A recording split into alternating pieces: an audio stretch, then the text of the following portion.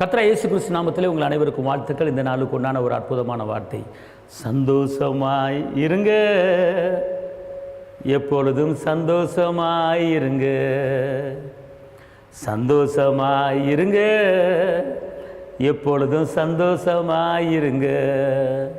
என்னதான் நேர்ந்தாலும் சோர்ந்து போகாதீங்க, என்னதான் நேர்ந்தாலும் சோர்ந்து போகாதீங்க. உங்களை அழைச்ச தேவன் உங்களோடு இருக்கிறார், சந்தோஷமாயிருங்க.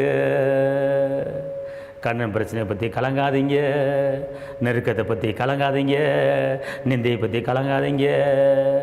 சிலுவையிலே யாவையும் செய்து முடித்த கர்த்தர் உங்களோடு இருக்கிறார், சந்தோஷமாயிருங்க.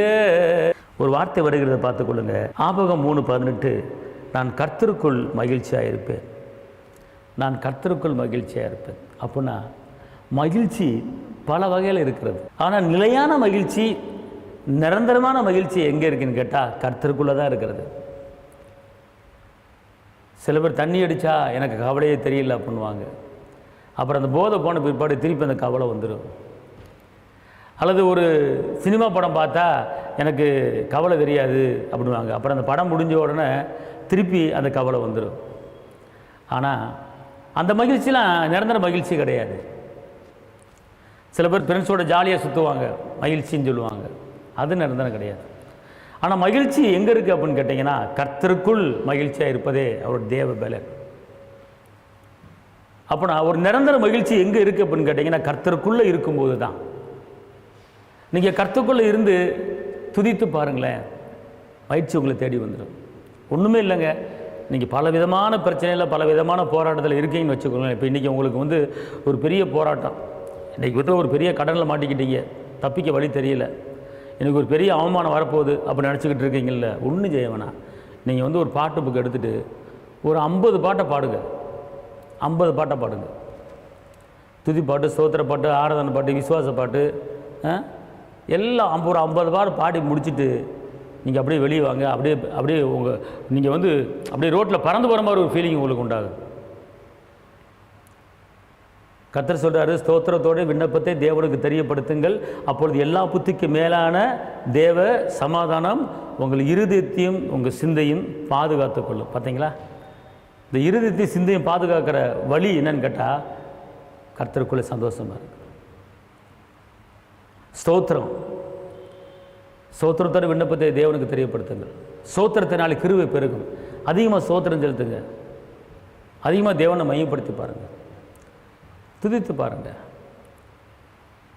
கடந்ததை நினைத்து கலங்க மாட்டேன், நடந்ததை மறந்து விட்டேன், கர்த்தர் எல்லாம் பார்த்து கொள்வார், எதை பற்றியும் யோசிக்க மாட்டேன், என் தகப்பன் இயேசு எல்லாம் பார்த்து கொள்வார், எதை பற்றியும் யோசிக்க மாட்டேன், எதை பற்றியும் யோசிக்க மாட்டேன், கலங்கிடவே மாட்டேன், கலங்கிடவே மாட்டேன், என் அப்பா பார்த்து கொள்வார், என் இயேசு பார்த்து கொள்வார். ஸ்திரீயானவள் தன் பாலகனை மறந்தான், நான் உன்னை மறக்க மாட்டேன் என்று அவர் வாக்கு பண்ணுகிறார்.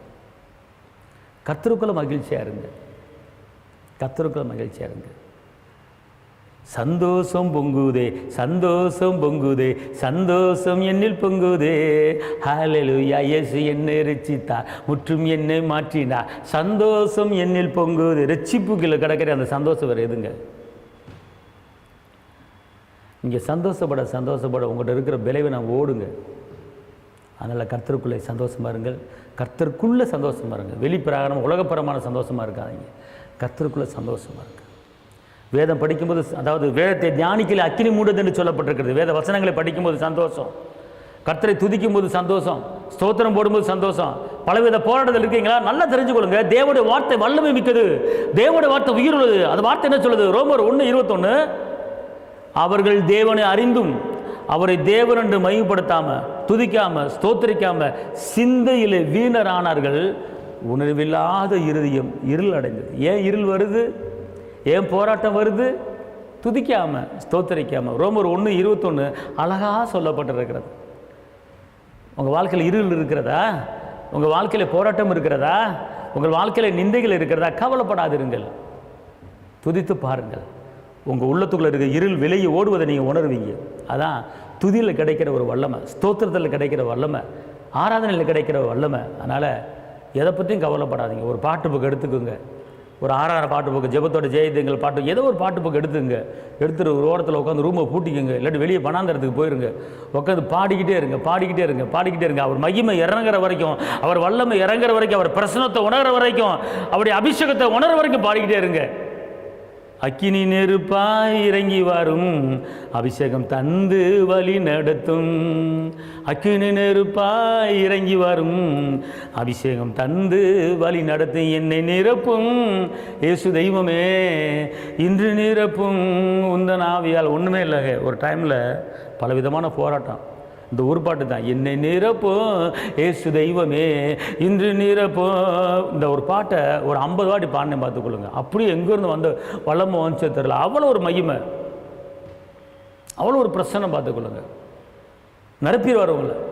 நான் ஒன்று மேல் தண்ணீரை ஊற்றுவேங்கிறார். கவலைப்படாதுருங்க.